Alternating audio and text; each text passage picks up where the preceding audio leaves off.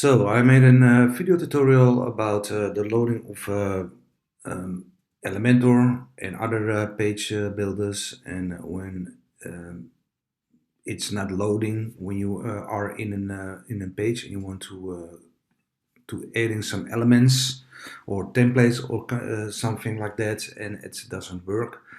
So I've made a tutorial about that, what can be the problem, but there were still a couple of people who had questions because it still didn't work after they saw my video. So I thought by myself, I'm gonna clean that out. I'm gonna clear it out. So what happened is that you see here that that Elementor is loading and it keep on loading, but it's just doesn't load. So the problem can be, for example, the WordPress contents, and this is where WordPress is installed. And when you are adding some plugins like WordPress Rocket or WordPress Hide My Ghosts or other optimization plugins or security plugins, then they're going to add in scripts and codes into your files, and that can be the problem. So when you delete the plugin, then still the problem can be appearing, and it can cause you problems when you want to load the page, because it won't load because of all those scripts that have been added into your files. So when you go into the WordPress roots, then you can try to reinstall it. So what you got to do is to go to the WordPress society and download WordPress once again, and then go to the map contents. And when you are to the map contents, then you got to compromise it. You have to make it a zip file. And when you have done that, then you have to put it into this file, and you have to delete WordPress contents. First, make a backup of everything, and you can rename this. So what you have to do is go in here and then rename it. And when you say, for example, one, then it won't uh, be functional anymore. So it won't function on your website. And when you're going to see the website, then you can see that it's totally gone. You got an error. You see, you got an error, but that is not such a problem because you still have the file, but you renamed it.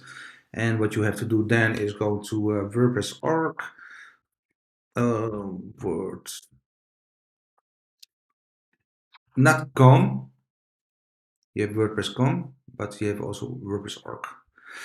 And you see here the com, but you have to go to the org.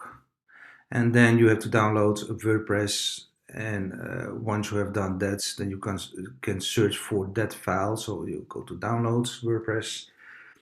And once you have done that, then you got to save it. And when you see it on your desktop, then you see that it's going to be a zip file. And we wait a little bit.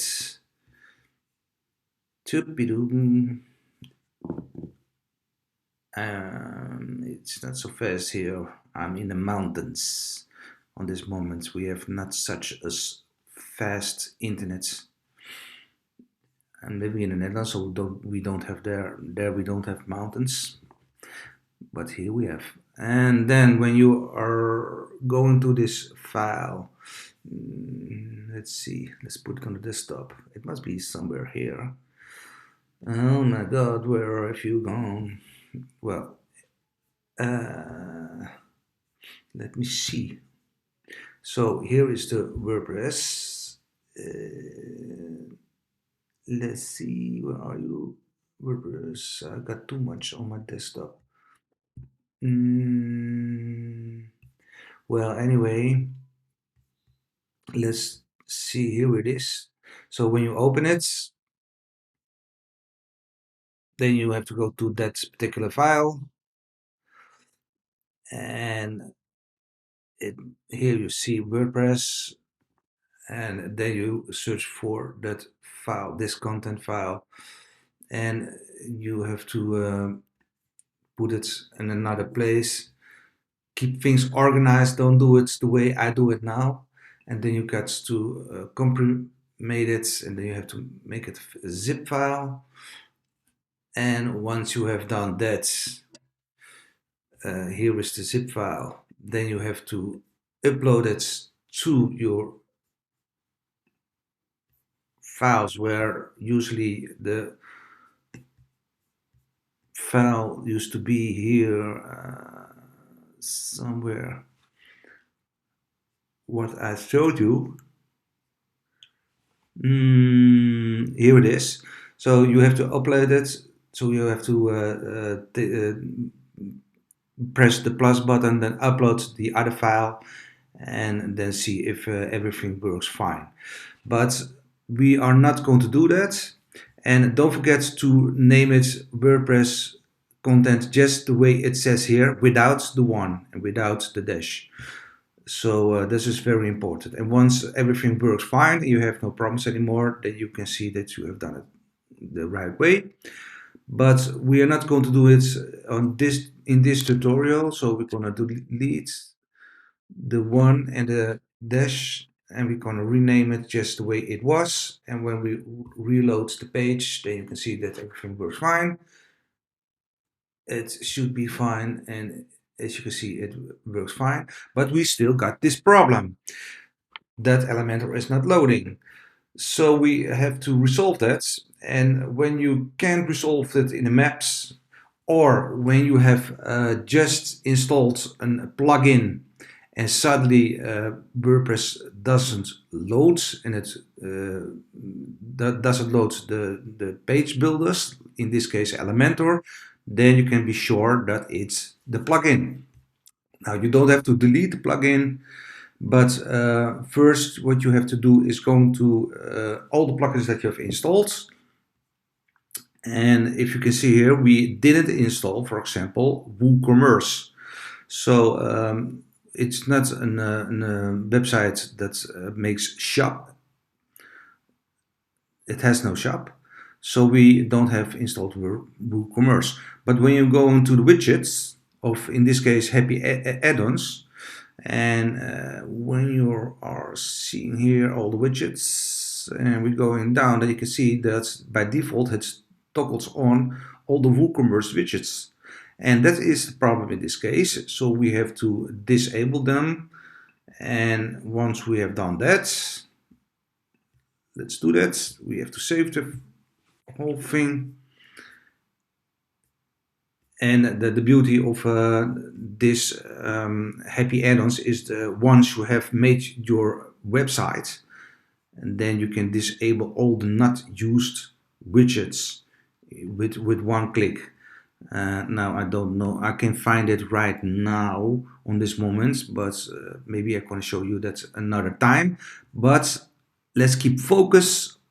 And when we are going to the website, so we toggled off all the WooCommerce features, and then when we are going to the page and we try to load Elementor, then it should be fine. Let's see if everything works. And we wait.